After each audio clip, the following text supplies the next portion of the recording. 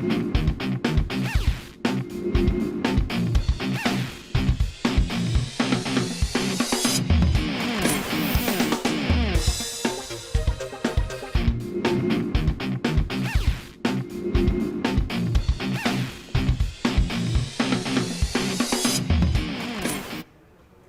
চলছে বিশ্বজুড়ে। Football cricket ছাড়াও খেলার রয়েছে এক দীর্ঘ ফর্দ, শুধু ফলাফল নয়।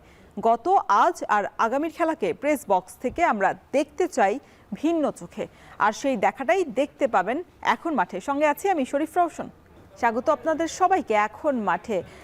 অস্ট্রেলিয়ায় ফুটবল উন্মাদনা চলছে, সেই উন্মাদনা কিন্তু বাংলাদেশেও আছড়ে পড়েছে, নিশ্চয়ই আছড়ে পড়বে, কারণ শক্তিশালী বিশ্ব ফুটবলের পরাশক্তি চীনের বিপক্ষে বাংলাদেশ যেভাবে কাল এত সুন্দর করে দাপট দেখিয়ে চোখে চোখ রেখে খেলেছে, যে মেয়েরা তৃণমূল পর্যায় থেকে উঠে এসেছে, একসময় ফুটবলে লাথি পর্যন্ত মারতে পারতো না, সেই মেয়েরা আজ চীনের মতো পরাশক্তি দলের বিপক্ষে চোখে চোখ রেখে খেলছে। সেই খেলার বা এইখানে আসার যে গল্পটা, বা যার হাত ধরে এসেছেন সেই গোলাম রব্বানী ছোটনের সাথে আজ আমরা এখন মাঠে আড্ডা দেব। ছোটন ভাই, আপনাকে স্বাগত জানাচ্ছি এখন মাঠে। প্রথমে ধন্যবাদ জানাই রওশন আপনাকে, এবং আপনার মাধ্যমে এখন টিভির সকল সম্মানিত দর্শকদেরকে শুভেচ্ছা জানাচ্ছি। ছোটন ভাই, বলছিলাম যে অস্ট্রেলিয়ার যে উন্মাদনা, ফুটবল উন্মাদনা, সেটা বাংলাদেশেও এসেছে নারীদের হাত ধরে।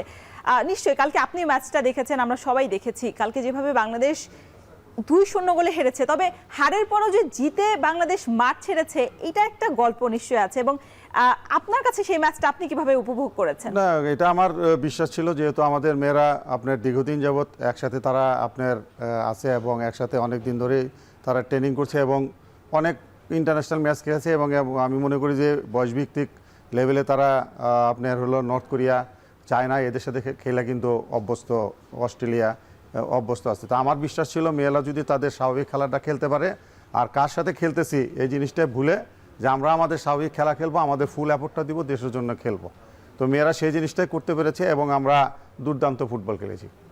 নিশ্চয়ই, আসলে আমরাও ভেবেছিলাম যে স্বাভাবিক খেলাটাই খেলতে পারবে কিনা, সেটা নিয়ে একটা প্রশ্ন ছিল। পিটার বাটলার বলেছিলেন আসলে আমাদের এই মঞ্চে হারানোর কিছু নেই, আমরা যেভাবে আসলে গুলিস্তান থেকে অস্ট্রেলিয়া মিশনে নেমেছি, এটা বাংলাদেশের মেয়েদের জন্য যেমন গৌরবের ছিল, তেমনভাবে চ্যালেঞ্জিংও ছিল, আমরা দেখেছি।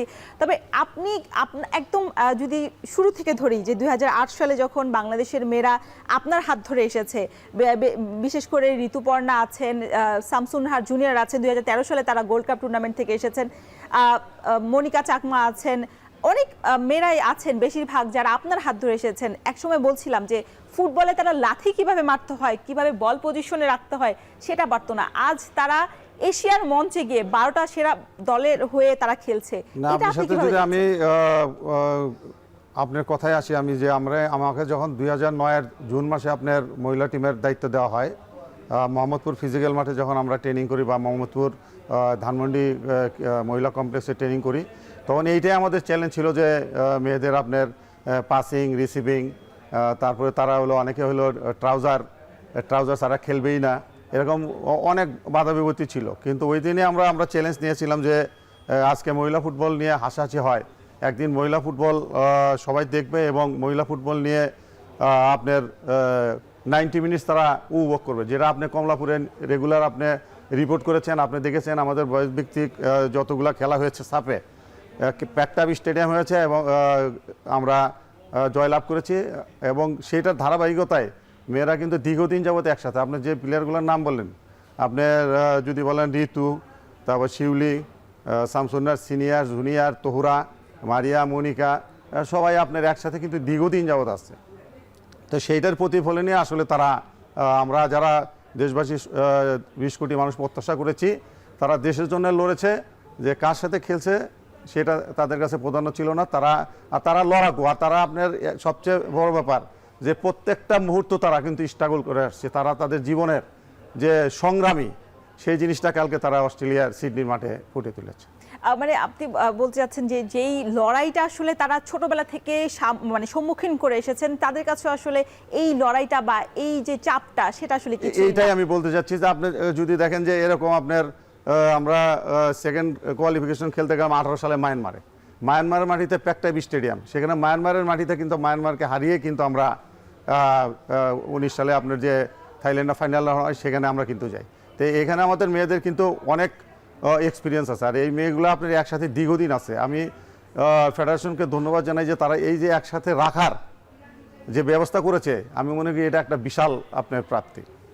আর রব্বানী ভাই, যেটা বলছিলাম যে আপনি বলছিলেন শামসুন নাহার, তহুরা খাতুন যেভাবে আসলে তারা খেলেছে, বিশেষ করে শামসুন নাহার বা যারা মাঝ মাঠের মানে মধ্য মাঠের রানী যারা বলা হয়, মনিকা চাকমা, মারিয়া মান্ডা যারা খেলেছেন, ঋতুপর্ণার একটা অসাধারণ কাল গোল হতে হতে আসলে মিস হয়ে গেছে। কালকে তো দুর্দান্ত, যদি আপনার 14 মিনিটের সময় ঋতুপর্ণার যে আপনার আমরা আমাদের ডিফেন্ডিং জোনে বলটা রিগেইন করি এবং ঋতুপর্ণাকে একদম পারফেক্ট কাউন্টার অ্যাটাক যেটা বলে, যে বলটা দেওয়া হয়, ঋতুপর্ণা আপনার বল 1 ভার্সেস 1 কিন্তু ডিফেন্ডারকে ফুল বিট করে যে শ্যুট করেছিল, এটা যদি গোল হতো, মানে ওইটা তো ওয়ার্ল্ড ক্লাস শ্যুট ছিল, গোল হলে তো আপনার আমার মনে হয় যে সবচেয়ে দর্শনীয় গোল এবং বাংলাদেশের মহিলা ফুটবলের আপনার সময়ের কালের সবচেয়ে সেরা গোল আমরা বিবেচিত করতে পারি। মানে এটা কি মেসি টাইপের গোল হয়ে যেত কিনা? মানে আমরা দেখি যে লিওনেল মেসি এই টাইপের গোল করে থাকেন, তিনি এরকম গোল করে থাকেন, এটা তার থেকে আরো ফ্যান্টাস্টিক গোল হইতো। এবং আপনার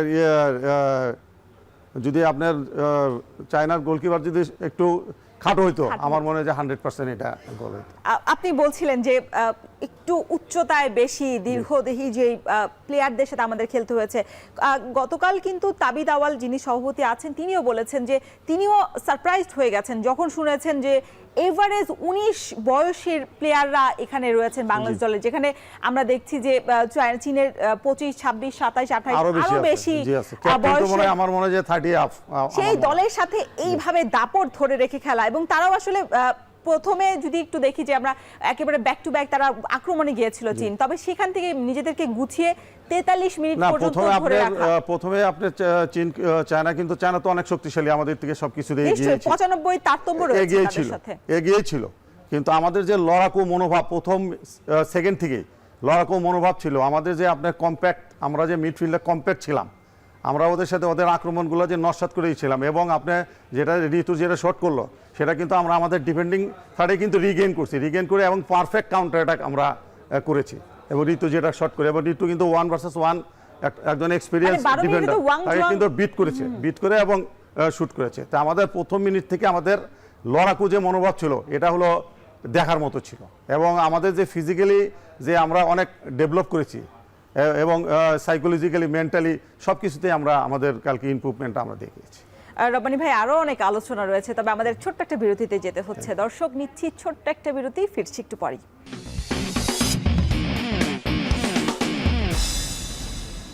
ফিরে এলাম বিরতির পর, দেখছেন এখন মাঠে।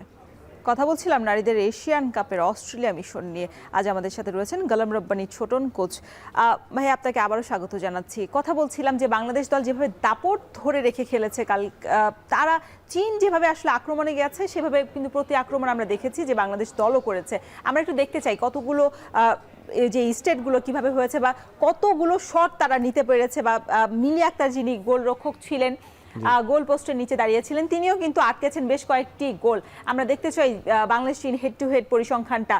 বল পজিশন যদি দেখি, তাহলে বাংলাদেশ 40.8% রয়েছে এবং চীনের রয়েছে 59.2%। সেটা আসলে খুব বেশি পার্থক্য আমার মনে হয় না, মানে যেহেতু চীন 17তম র্যাঙ্কিং এ রয়েছে, সেক্ষেত্রে বাংলাদেশের থেকে অনেক বেশি এগিয়ে রয়েছে, কিন্তু বল পজিশনে তারা খুব বেশি আধিপত্য দেখাতে পারেনি। স্বাভাবিক ছিল, অন্তত 90% তো থাকা উচিত ছিল। সেক্ষেত্রে গোলমুখের শট বাংলাদেশ নিয়েছে 2টা, গোলমুখের শট চীন নিয়েছে 11টি, মোট শট বাংলাদেশের 8টি এবং চীনের মোট শট নিয়েছে 24টি, সেভ করেছে 8টি, সেভ 2টি। খুব স্বাভাবিকভাবেই বাংলাদেশের গোল পোস্টে অনেক ভালো। আমার হিসাবে বাংলাদেশের নিশ্চয়ই খুব ভালো, অবশ্যই বাংলাদেশের পরিসংখ্যান খুব ভালো বলবো।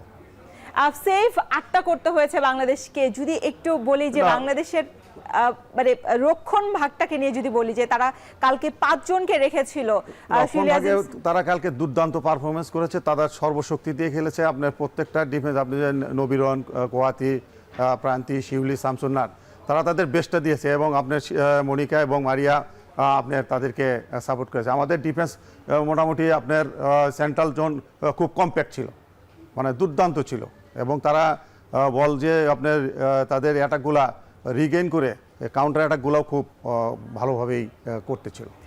প্রথমার্ধের খেলাটা বেশি মানে ভুল ভ্রান্তি তো বাংলাদেশের হয়েছে, তবে কোন জায়গাটাতে বেশি ভুল ভ্রান্তি বাংলাদেশ করেছে? কারণ আমরা দেখেছি দ্বিতীয়ার্ধে আরো বেশি দাপট না, আমাদের হলো যেহেতু আপনার চায়না প্রথমে আপনার বেশি অ্যাটাকে আসছে, আমরা যে রিগেইনগুলো করেছি তখন আমাদের একটু সাপোর্টগুলা যে আমাদের যে প্লেয়ারটা রিগেইন করছে যার পায়ে বল ছিল, সাপোর্টগুলো আরেকটু যদি আমরা বাড়াতে পারতাম তাহলে আরেকটু এখানে বেটার হইতো। এবং আমাদের ওরা কিন্তু আপনার ফ্ল্যাঙ্ক দিয়ে উইং দিয়ে কিন্তু লেফট উইং দিয়ে বেশি অ্যাটাক করেছে, তো ওইখানে আমরা খুব ভালোভাবে ডিফেন্ডিং করেছি। কিন্তু যখনই আমরা ডিফেন্ডিং ভালো করেছি ওরা কি করছে আপনার সুইচ করেছে, তো এই দিকে আমাদের আর একটু মানে খেয়াল রাখতে হবে। নেক্সট খেলা উত্তর কোরিয়াও কিন্তু খেলা দেখেছে আমাদের, তো আশা করি যে ওরাও আপনার চাবে যে যেহেতু ভিতরে আমরা কম্প্যাক্ট, সেন্ট্রাল জোনে আমরা কম্প্যাক্ট, ওরা যাবে ফ্ল্যাঙ্ক দিয়ে খেলতে, তো এই ফ্ল্যাঙ্কে আমাদের আর একটু আমাদের কোচ অবশ্যই এটা অ্যানালাইসিস তো অবশ্যই হবে এবং দেখবে, এবং এই জায়গাটা জোর দিয়ে আমি মনে করি যে আমরা শক্তিশালী। উত্তর কোরিয়া যেমন খেলা দেখেছে আমরাও কিন্তু খেলা দেখেছি উজবেকিস্তানের বিপক্ষে উত্তর কোরিয়া যখন মাঠে নেমেছে। তবে এই প্রসঙ্গে আসবো, আমরা বলছিলাম মিলি আক্তারের কথা, যিনি গোল পোস্টে দাঁড়িয়ে আসলে যেভাবে কাল বাংলাদেশ দলকে রক্ষা করেছে একের পর এক গোল হওয়া থেকে, আপনি কি এমিলিয়ানো মার্টিনেজের সাথে তার তুলনা করতে চান কিনা? আমি প্রথমে হলো ধন্যবাদ জানাবো আমাদের কোচ পিটার বাটলারকে, যে ওনার সাহসী একটা উদ্যোগ মিলিকে আপনার দেওয়া, কারণ মিলি আপনার ইন্টারন্যাশনাল ম্যাচ রূপ নাই তো সবসময় খেলে থাকে। চীন কিন্তু মানে খুব সারপ্রাইজ হয়েছে, তার কোনো পরিকল্পনাই ছিল না। সবাই আপনি সারপ্রাইজ এটা যে মিলিকে দেওয়া ওনার সঠিক সিদ্ধান্ত ছিল, এবং মিলিও কালকে দুর্দান্ত পারফরমেন্স করেছে। আর আমার এখানে একটু আজকে একটা জিনিস আমার মনে পড়ে যাচ্ছে যে মিলি একটা সময় যে কোনো কারণেই আপনার গ্রামে চলে গিয়েছিল, ওই সময় আমি আর্মি মহিলা টিমের কোচের ফেডারেশনের থেকে ক্যাম্প থেকে বের হয়ে গিয়েছিল এবং আমিও সেনাবাহিনী দলের মহিলা দলের দায়িত্ব নিয়েছিলাম। সেই মুহূর্তে আমি ওকে বলি যে তুই আস, এবং মিলিয়ে আসে, এবং সেনাবাহিনী থেকে আবার সে যে কামব্যাক করে এখন আপনার এশিয়া কাপের মঞ্চে আপনি অস্ট্রেলিয়ার মতো জায়গায় সে দুর্দান্ত পারফরমেন্স করেছে। এটা আমি মনে করি যে আমার ফুটবল জীবনে কাজ করার এটা ক্ষুদ্রতম একটা হইলেও এখানে আমি মনে করি যে অবদান আছে। মানে শুধু তো মিলি আক্তার না, ঋতুপর্ণা, তহুরা যেভাবে পারফরমেন্স করছে সবই তো হলো ডিফারেন্ট। আবার সবই তো আসলে আপনার হাত ধরে উঠে আসা। বলছিলাম যে শুরু হাত ধরে যেভাবে আপনি একদম ধরে ধরে মানে শিখিয়েছেন, তারা আসলে মাঠেও সেভাবে আসলে পারফরমেন্স করতে পারছে। এই যে শিষ্যদের এমন পারফরমেন্স কতটা ভালো লাগা কাজ করে এখন? ভালো লাগা নিজেকে তো অবশ্যই, যে কালকে যে খেলা দেখেছি আর এই স্বপ্ন নিয়ে কিন্তু 2009 জুন মাসে কাজ শুরু করেছিলাম, যে আমরা একদিন এখন হয়তো তখনই দেখতাম যে আমরা পশ্চিমবঙ্গের সাথে আমরা ফুটবল খেলেছি, আমাদের মেয়েরা পিছিয়ে পিছিয়ে দৌড়ে তো সবাই হাসতো।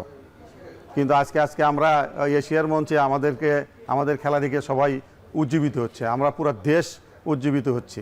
তো এই জন্যে আমরা কোচিং স্টাফ যারা ছিলাম বা ফেডারেশন যে সাপোর্টটা আমাদেরকে দিয়েছে, তো তার পরিণতিতে আজকে আমরা সবাই আপনার এনজয় করতে পারতেছি, এবং মহিলা ফুটবল একটা জায়গায় অলরেডি অবস্থান করছে।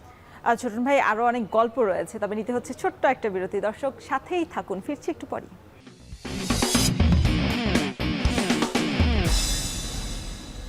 আরো একবার স্বাগত এখন মাঠে।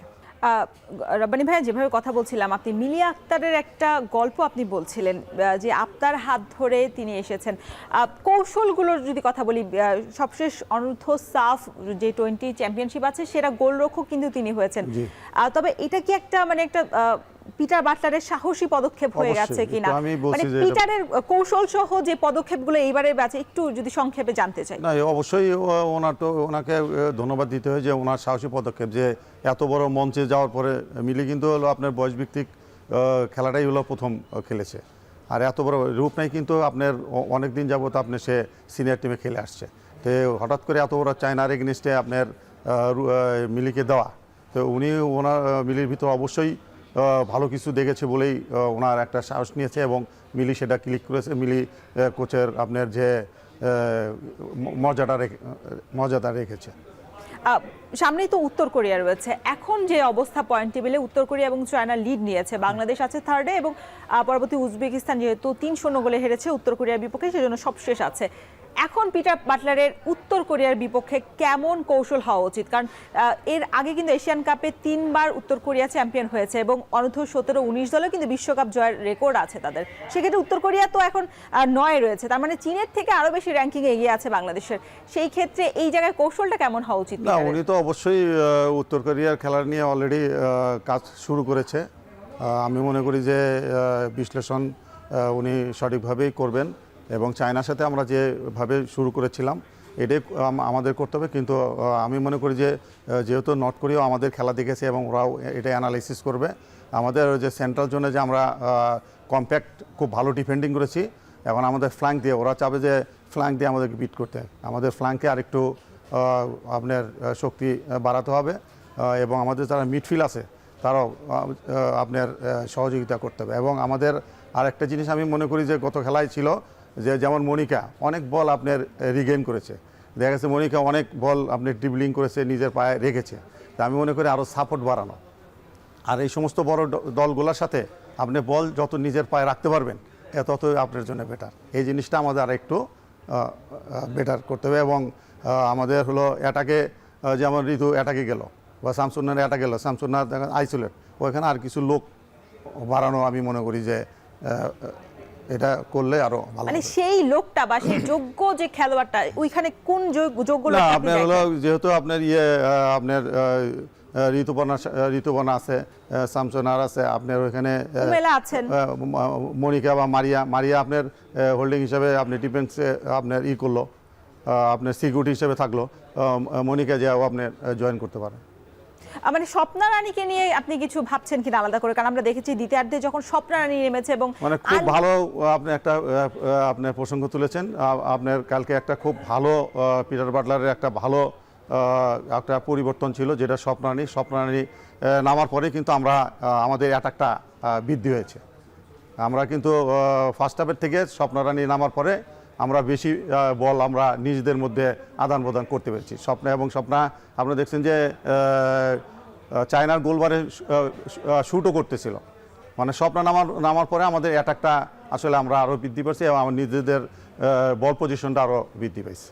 মানে এই যে অ্যাটাকিং প্লেসে বাংলাদেশের যে আধিপত্য ধরে রাখা, এই যে যারা প্লেয়ার আসছে বা তৃণমূল পর্যায় থেকে আসছে এখনো পর্যন্ত, সেই তৃণমূল পর্যায় থেকে আরও ফুটবলার তৈরি করার বা উঠে আসার আসলে পরিকল্পনাটা কি আরও একটু বেশি দেখতে হওয়া উচিত কিনা? না, এখন তো আপনার হলো ফুটবল ফেডারেশন এখন তো যে একাডেমিগুলো আপনার আগে আপনার যে সবাই ব্যক্তিগতভাবে যে একাডেমিগুলো মহিলা একাডেমিগুলো চালাতো, এখন তো সেটা ফুটবল ফেডারেশনের অ্যাফিলিয়েটেড হয়ে গেছে, সবগুলা ফুটবল ফেডারেশন দেখাশোনা করে।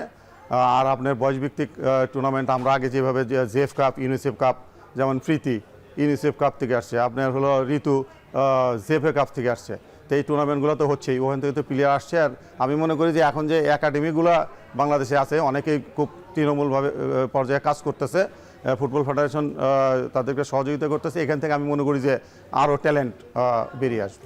সম্প্রতি তো নারী লিগ শেষ হলো, সেক্ষেত্রে নারী ক্লাবগুলোর আসলে আরও একটু বেশি অবদান রাখা উচিত কিনা? বিশেষ করে আমি একটু যদি যুক্ত করতে চাই, আমরা দেখেছি যে বাংলাদেশের যে ঐতিহ্যবাহী মোহামেডান আছে, ধানমন্ডি আছে, আবাহনী আছে, তারা নারীদের নিয়ে কোনো কাজ করে না। বিশেষ করে বসুন্ধরা কিংস যখন ইমরুল ভাই আছেন আমাদের সভাপতি, এই নির্বাহী কমিটির সদস্য, তখন ক্লাবগুলোর আরো একটু বেশি মানে অগ্রাধিকার জায়গা হওয়া উচিত কিনা এই নারী ফুটবলার? না, এটা আপনার সবসময় ফেডারেশন সবাইকে আপনার উদ্বুদ্ধ করছে, আপনার রেগুলারই আপনার যে টিমগুলো আসার জন্যে ওনারাই করে যাচ্ছে। এখন ক্লাবের থেকে আপনার উৎসাহিত হইতে হবে এবং ক্লাবের যেহেতু মহিলা ফুটবল এগিয়ে যাচ্ছে, আমি সবসময় বলে আসছি আগেও যে মহিলা ফুটবল হলো তাদের পোটেনশিয়াল আপনার সবসময় দেখিয়ে যাচ্ছে, তারা রেজাল্ট দিচ্ছে। ক্লাবগুলোকে এখানে তাদের কন্ট্রিবিউশন করতে হবে এবং তারা নিজের থেকেই এখানে এগিয়ে আসবে এবং ফেডারেশনকে সহযোগিতা করবে। আর আপনি যেটা লিগের কথা বললেন, এই লিগ থেকেও কিন্তু কিছু প্লেয়ার আপনার কিন্তু এই টিমে জয়েন করেছে, যেমন আপনার সেনাবাহিনীর আপনি সুরভি বলেন, উন্নতি বলেন, এরা কিন্তু আলপি বলেন, এই লিগের পারফরমেন্স থেকে কিন্তু এই টিমে জয়েন করেছে। কিন্তু ভাইয়া আলপি আক্তার তো যে অনূর্ধ্ব 19 যে খেলাটা খেলেছে সেখান থেকে তাকে তার সেই জায়গা থেকে তাকে পিক করা হয়েছে, আমি যতটুকু জানি। অবশ্যই লিগে অবশ্যই ভালো পারফরম্যান্স করেছে। সে হলো আপনার লিগ থেকেই তো আপনার আন্ডার 19-এ গেছে এবং সে হলো ওখানে বেস্ট স্কোরার হয়েছে। মানে লিগে কি ক্লাবগুলো নতুন প্লেয়ার নিয়ে আসে কিনা যেগুলো আসলে বাংলাদেশের মানে যোগ্যতা ধরে রাখতে পারে এমন খেলা? অবশ্যই আপনি যদি সেই দেখেন, প্রশ্নটা নেব আপনার কাছ থেকে, তবে বিরতির পর। দর্শক, নিচ্ছি ছোট্ট একটা বিরতি, ফিরছি একটু পরেই।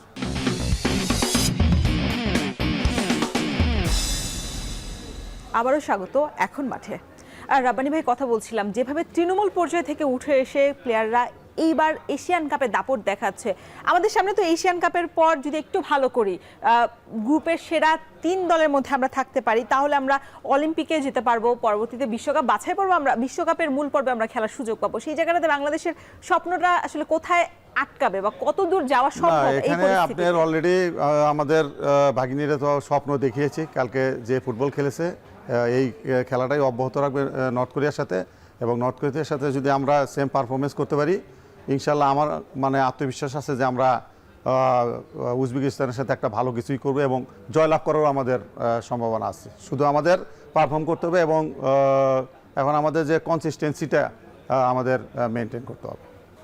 সেক্ষেত্রে আসলে তৃণমূল পর্যায় থেকে যে ফুটবলার বাছাই করার কার্যক্রম আমরা দেখেছি যে আপনি অনেক জায়গা থেকে ফুটবলার বাছাই করে পর আপনার হাতে এসেছে। আমরা দেখেছি যে সাবিনা খাতুন ছিলেন, মারিয়া মান্ডা আছেন, মাতসুসীমা যদিও দেশে বাইরে থেকে এসেছেন।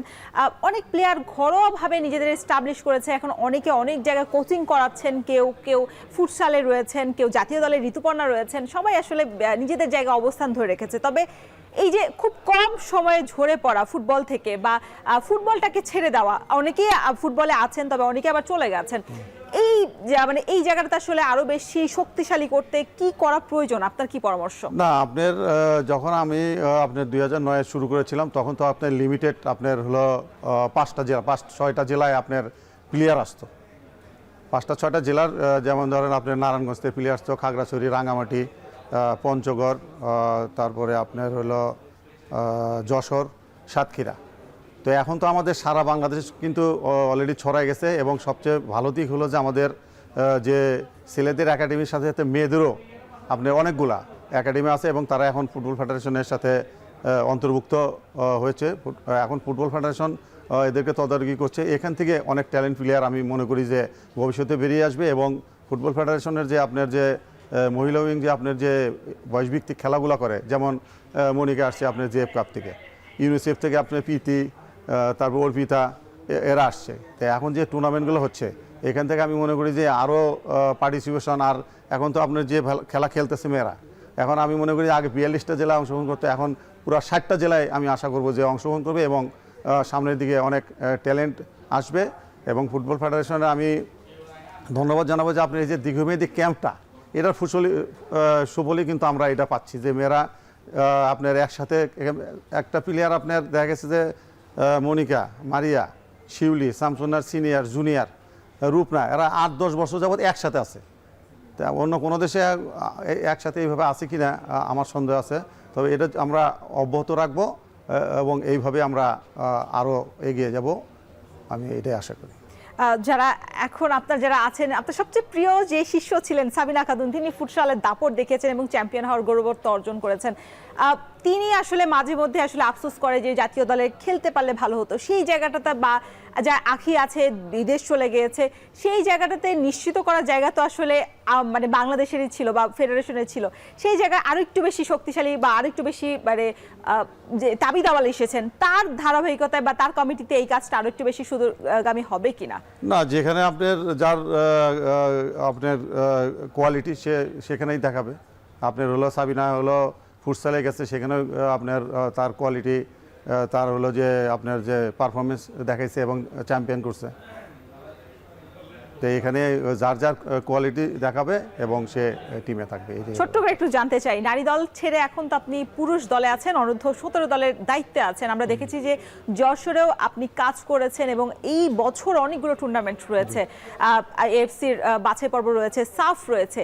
পুরুষদের নিয়ে কি পরিকল্পনা রয়েছে বা পুরুষরা আসলে এক সময় এইভাবে দাপট দেখাতে পারবে কিনা? কারণ অবশ্যই আপনি যদি লাস্ট ইয়ার আপনি 3টা টুর্নামেন্টের দিকে দেখেন, আপনার অরুণাচলে আপনার সাব আন্ডার 19 টুর্নামেন্ট আমরা দুর্দান্ত পারফরমেন্স করেছি, টাইব্রেকারে আমরা দুর্ভাগ্যজনকভাবে হেরে গেছি। এই বছর সাপে আমরা আন্ডার 17 সাপে শ্রীলঙ্কায় একই পুনরাবৃত্তি হয়েছে। আমরা পুরা টুর্নামেন্ট জুড়ে আমাদের ছেলেরা ভালো ফুটবল খেলছে, ফাইনালে আমরা আবার দুর্ভাগ্যবশত হেরে গেছি। এবং এএফসিতেও আমরা 5টা খেলার 4টা খেলা এবং বাংলাদেশের প্রথম আমরা বাহরাইনকে, শক্তিশালী বাহরাইনকে হারিয়েছি, যদিও আমরা শক্তিশালী মানে একটা শক্তিশালী দল গঠন করার জন্য নারীদের মতো ক্যাম্প করার প্রয়োজন কিনা ছেলেদের? অবশ্যই ক্যাম্প করা প্রয়োজন। যত আপনার ট্রেনিং মধ্যে আমাদের ছেলেরা আপনার যশোরে আপনার নিরিবিলি ট্রেনিং করেছে। আমরা সাপের আগে 7 সপ্তাহ প্র্যাকটিস করছি এবং সাপের এফসির আগে 7 সপ্তাহ, মানে 3 মাসে আমরা ট্রেনিংয়ে আমাদের ছেলেরা আপনার ডে বাই ডে পারফরমেন্স উন্নতি করছে। তো প্র্যাকটিস যত করবে আমি মনে করি যে পারফরমেন্স তত উন্নত। ছোটন ভাই, আপনাকে অসংখ্য ধন্যবাদ এতক্ষণ আমাকে আলোচনার জন্য সময় দেওয়ার জন্য। দর্শক, শেষ করছি এখন মাঠের আজকের আয়োজন। এতক্ষণ সঙ্গে থাকার জন্য ধন্যবাদ।